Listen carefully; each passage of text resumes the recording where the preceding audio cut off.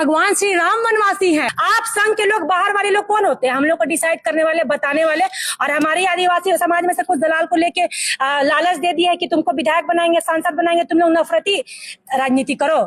ये बीजेपी का एक एजेंडा है। ये बोल रहे हैं इनके कुछ चुनिंदे दलाल जो बैठे हुए हैं आदिवासियों को बरगलाने के लिए कि आप हिंदू लिखो। हमने कुर्मी आंदोलन इसीलिए किया था क्या? मैं जय सरना भी बोलूंगी, जय श्री राम भी बोलूंगी, ठीक है, और जय झारखंड भी बोलूंगी, इस्लाम वाले कुम भी बोलूंगी, सत श्री अकाल भी बोलूंगी, जय जिसू भी बोलूंगी। तब तो पूरे झारखंड, बिहार, उड़ीसा के आदिवासी आपके ऊपर एफआईआर करेंगे।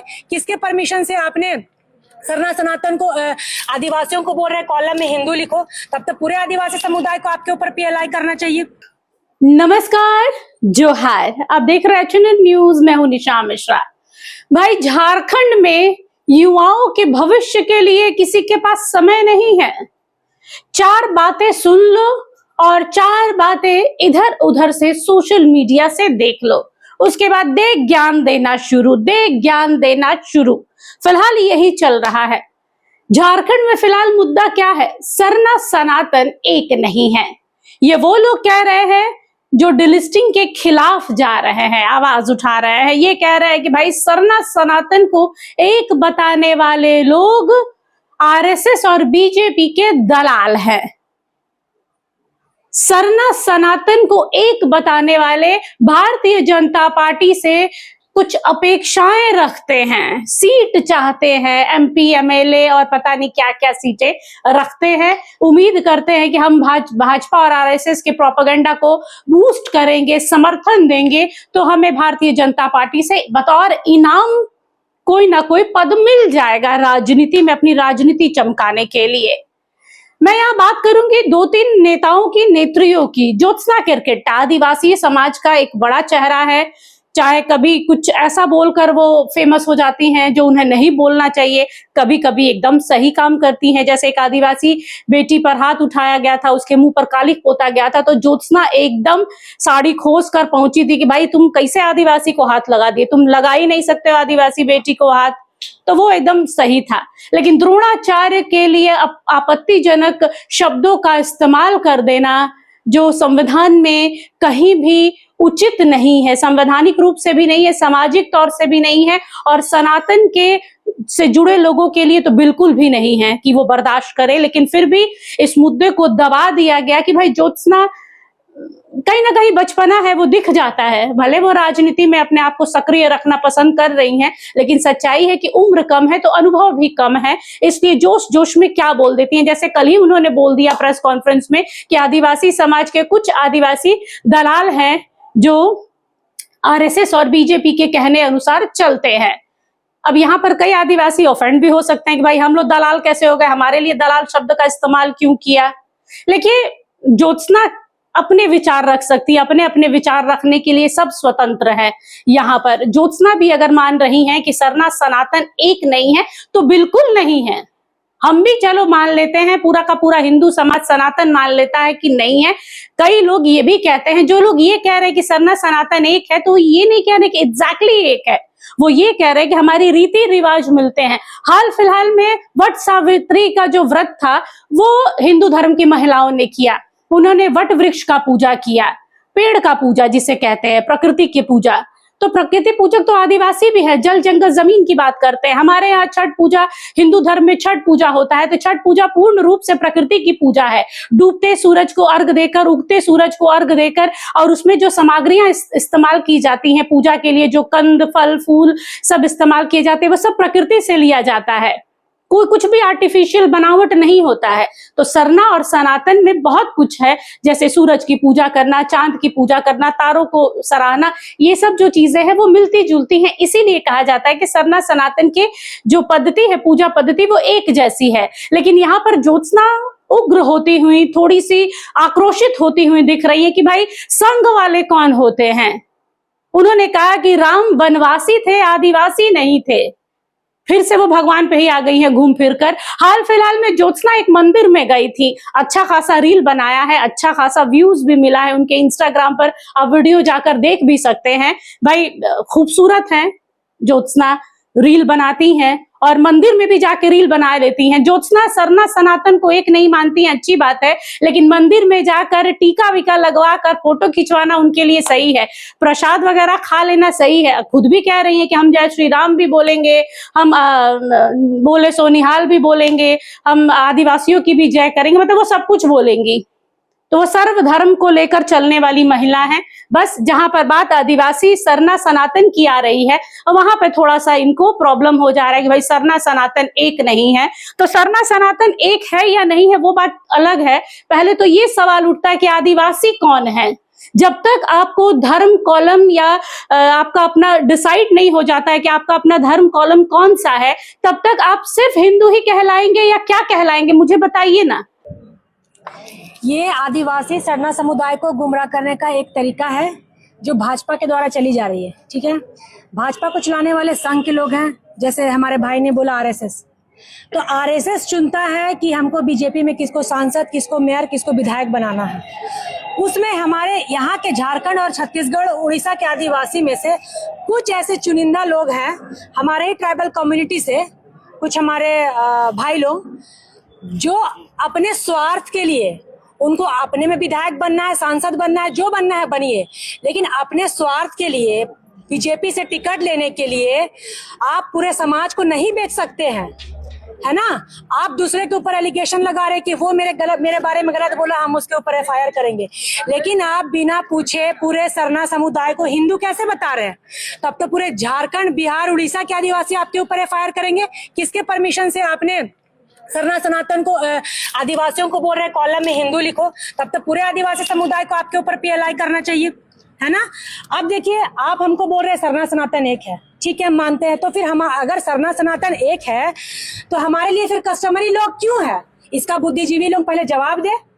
दो तरह की बातें कर रहे हैं, सरना सनातन एक है, इधर बोलते हैं कोई सरना सनातन एक नहीं है। तो आप एक पैनल पे बात करो, क्योंकि आप हमारे ट्राइबल में सीनियर लीडर हो, हम लोग आपको देख के फॉलो करते हैं। लेकिन अब दो तरफा बात करते हैं, दोनों एक जगह से है, कोई बोल रहे एक है, कोई बोल रहे एक नहीं है।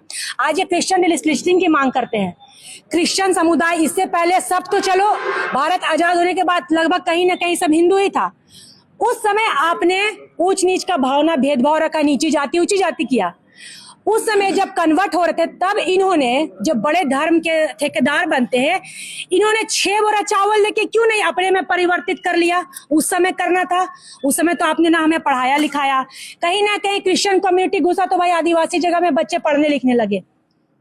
भारत देश धर्मनिरपेक्ष देश है, ठीक है। मैं जय सरना भी बोलूंगी, जय श्री राम भी बोलूंगी, ठीक है, और जय झारखंड भी बोलूंगी, इस्लाम वाले कुम भी बोलूंगी, सत श्री अकाल भी बोलूंगी, जय जिसू भी बोलूंगी, क्योंकि हम संविधान को मानते हैं। भारत धर्मनिरपेक्ष देश है।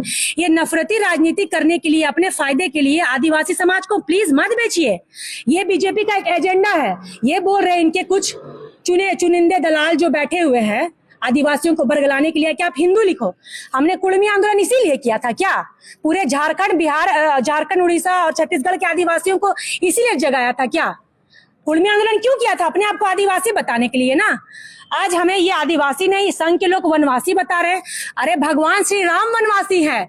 वो जब जंगल में गए थे माता सबरी के पास, माता सबरी आदिवासी का धर्म है सेवा करना, माता सबरी आदिवासी है, उन्होंने श्री राम भगवान जो, उनको बोला जाएगा वनवासी।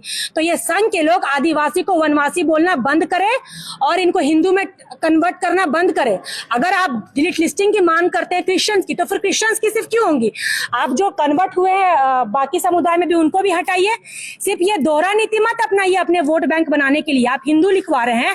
आने वाले दिन यहाँ झारखंड में परिसीमन लागू होने वाला है। हमारे अमित शाह जी ने बोला कि 50% सीट बढ़ेगा, तो 50% सीट बढ़ाइएगा। झारखंड में आधा आबादी तो आदिवासियों की कम किसी और जनजाति की है। अगर ट्राइबल सीट अगर 28 है तो 28 ट्राइबल सीट की आप 50% बढ़ाइए ना, तब ना बराबरी होगा। नहीं तो आने वाले दिन तो आप हिंदू हिंदू कर रहे हैं, बहुत अच्छी बात है। आने वाले दिन तो फिर आप, झारखंड का कोई मतलब नहीं रहेगा ना फिर आदिवासियों का।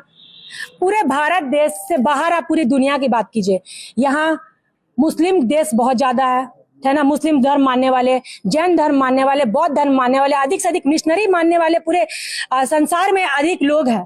तो फिर धर्म को मानने वाले क्यों नहीं वो लोग फिर धर्म को मानते हैं? ये जो धर्म जबरदस्ती हमारे ऊपर थोप रहे, अरे ये आदिवासी है, हम आदिवासी है, हम लोग ना डिसाइड करेंगे जी कि हमको क्या किसमें जाना है नहीं जाना है।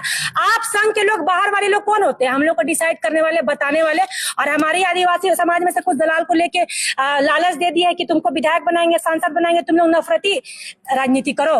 हमें राजनीति करने के लिए ये हिंदू मुस्लिम नहीं करना है, हम संविधान को मानते हैं। आप लोगों के पिताजी के द्वारा बनाए हुए कानून को हम लोग फॉलो नहीं करेंगे। पूरा देश दुनिया इतना तरक्की कर रहा है, अपने प्राचीन संस्कृति को मान रहा है। ज्ञान पे बात कीजिए, साइंस पे बात कीजिए, वो आगे बढ़ रही है। भारत देश जैसा क्या आपस में हिंदू मुस्लिम करके लड़वाओ, पाखंड को ज्यादा अहमियत दो, तो कहां से हमारा देश आगे बढ़ेगा?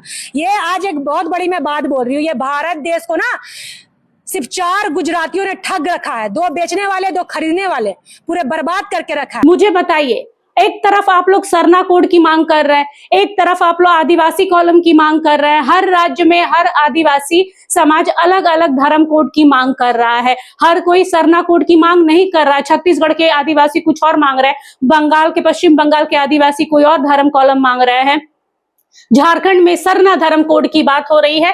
तो ज्योत्सना किरकेट्टा, प्रेम साही मुंडा, बाकी जितने भी लोग उस मंच पे उस वक्त उस प्रेस कॉन्फ्रेंस में मौजूद थे, वो पहले ये बताए कि आपका धर्म है क्या। सरना कोड अभी तक नहीं बना है, लागू नहीं हुआ, आपके हाथ में नहीं आया है, तो जनगणना के समय आप क्या लिखेंगे? आपको ये प्रॉब्लम हो रहा है कि चंपाई सोरेन हो गए, आज जो उस जनजाति सांस्कृतिक समागम में पहुंचने वाला है या पहुंचे हुए लोग हैं, वो कह रहे हैं कि आदिवासी हिंदू है, तो उससे आपको परहेज है, तो हम मान लेते हैं कि आप बिल्कुल सही कह रहे हैं, आदिवासी आदिवासी है। लेकिन धर्म कॉलम में आप क्या लिखते हैं? आपके राज्य के बड़े बड़े जो चेहरे हैं राजनीति में, वो भी धर्म कॉलम में हिंदू लिखते हैं। मैं नाम नहीं लूंगी, आप जाके खुद सर्च कर सकती हैं कि बड़े बड़े जो नेता हैं वो भी धर्म कॉलम में हिंदू लिखते हैं, क्योंकि आपका सरना कोड अभी तक नहीं आया है, आपका आदिवासी धर्म कॉलम अभी तक नहीं आया है। सिर्फ बातें हो रही हैं, लोग राजनीति चमका रहे हैं और आप लोग आपस में ही लड़ रहे हैं। कुड़मी समाज एक बात बहुत अच्छा बोलता है कि आज हमारे में एकजुटता है, हमारे यहाँ सैकड़ों मंच नहीं है, हमारे यहाँ एक ही मंच होता है और एक अधिकारी एक साथ कई लोगों को लेकर हुंकार रैली, अधिकार रैली निकालता है, और आदिवासियों में वो एकता देखने को नहीं मिलती। आप इसी मुद्दे पर देख लीजिए ना, छत्तीसगढ़ में आज एक रैली का आयोजन किया जा रहा है, महाउलगुलान का किया जा रहा है, वो डिलिस्टिंग के फेवर, वो अगेंस्ट में कर रहे हैं। डिलिस्टिंग नहीं होना चाहिए, यानी वो धर्मांतरण को जाने अनजाने, जानबूझकर या अनजान में समर्थन दे रहे हैं।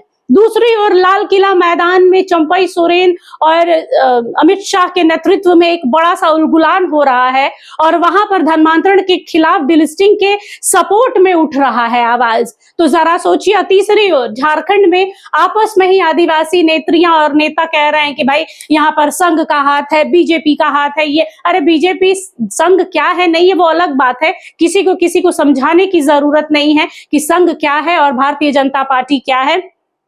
सच्चाई यही है कि अपने अंदर पहले समन्वय बैठाइए और कुछ भी बोलने से पहले, देवी देवताओं के बारे में बोलने से पहले 4 बार सोचिए। राम वनवासी थे, आदिवासी नहीं थे। किसी ने पूछा कि कौन थे राम, कौन थे नहीं थे राम, क्या थे? हमारे लिए राम क्या है वो हम जानते हैं।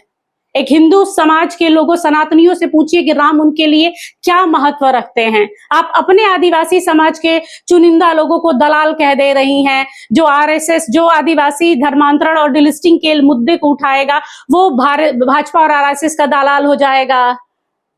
शब्दों का चयन हर बार कुछ ना कुछ गलत हो ही जाता है। आदिवासी नेत्री से उनकी गलती नहीं है, जब वो आवेग में आती हैं, तो मैंने पहले भी कहा है कि आवेग में आती हैं तो शायद वो भूल जाती हैं कि इस शब्द का इस्तेमाल नहीं करना चाहिए। दलाल शब्द गलत होता है।